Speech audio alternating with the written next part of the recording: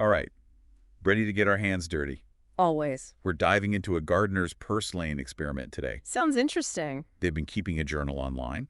Oh, cool. It's got all sorts of stuff about bugs, terracotta pots, you name it. I'm intrigued already. What kind of bugs are we talking? Well, they've got some pretty intense observations on natural pest control, which I think is something a lot of people are trying to figure out these days. Yeah, for sure. Like they talk about battling mealybugs.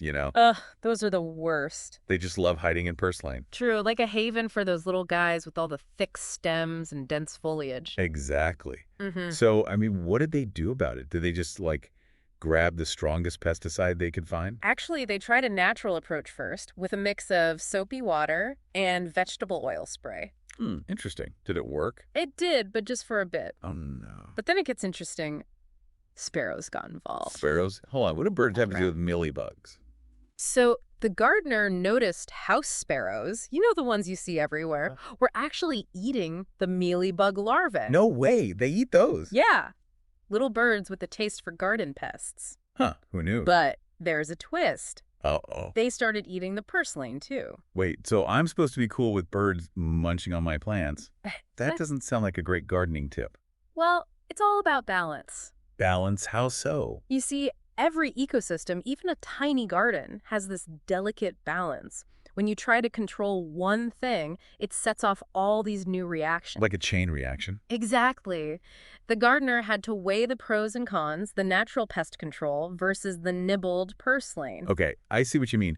It's not as straightforward as I thought. It's not just about planting something and hoping for the best. Exactly. There are all these unexpected things that pop up. So many moving parts. And it gets even wilder. They even saw sparrows using purslane cuttings for their nests. Wow, that's amazing. All right. Like the whole circle of life playing out right in their garden. It really makes you think about how much impact we have, even on the smallest creatures, just by creating a garden.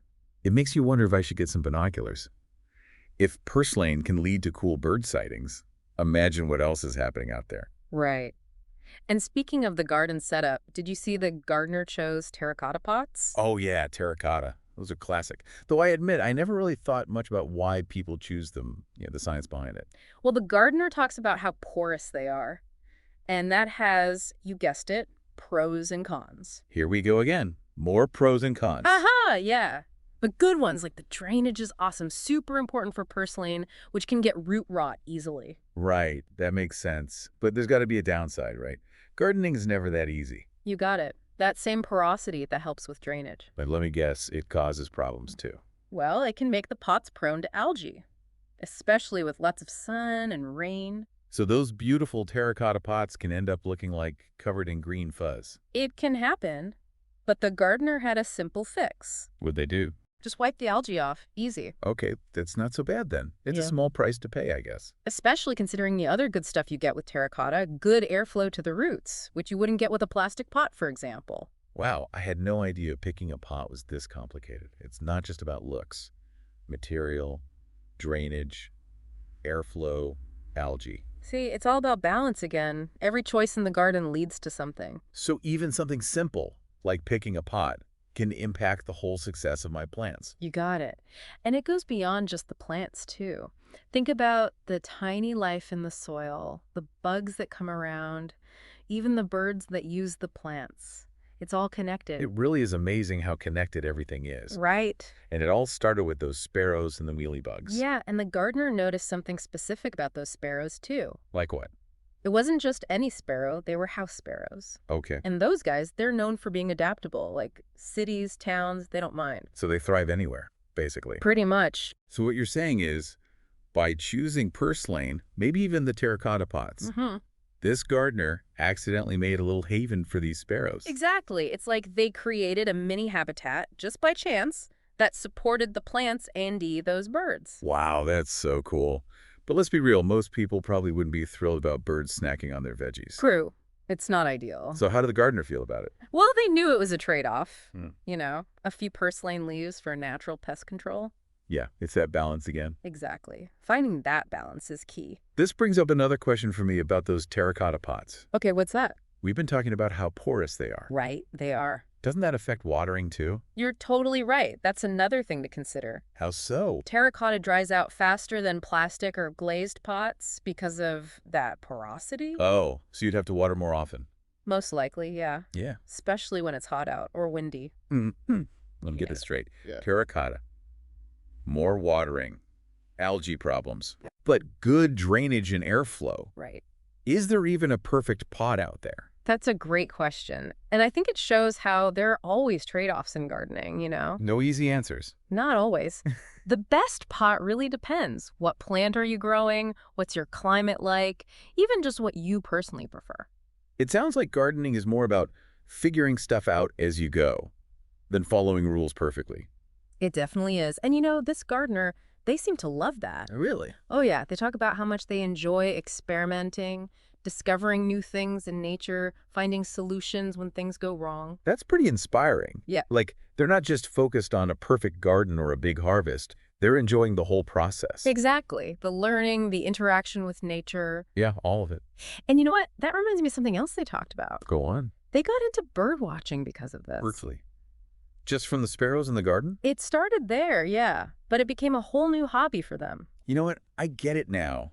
This isn't just about growing plants. It's about being open to the cool stuff all around us, right in our own backyards. I think so. Like paying attention to the little things, the sunlight, the birds singing. Exactly.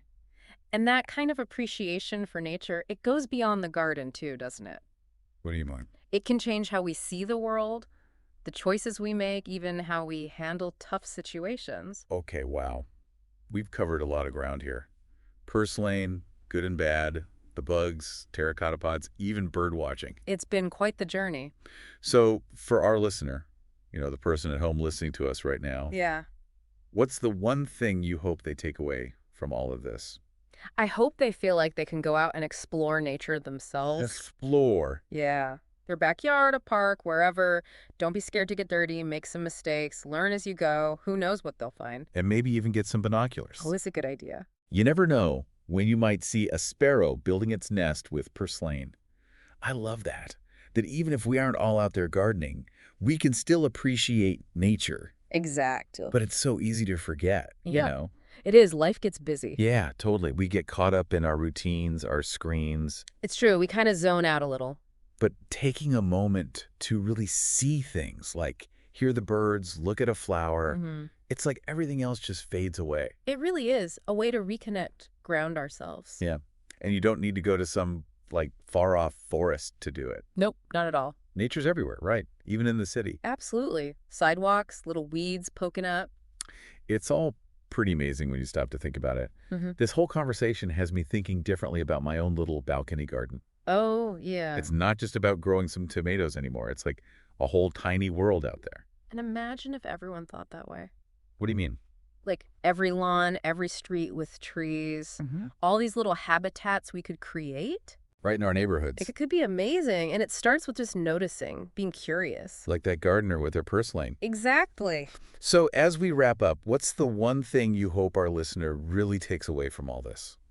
I hope they feel inspired to explore nature. Explore.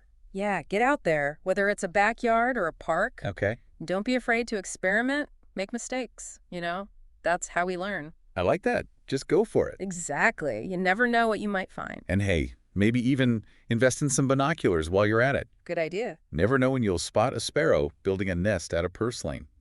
Well, on that note, folks, thanks for joining us on this deep dive. Until next time, happy gardening, happy bird watching. And most importantly, stay curious.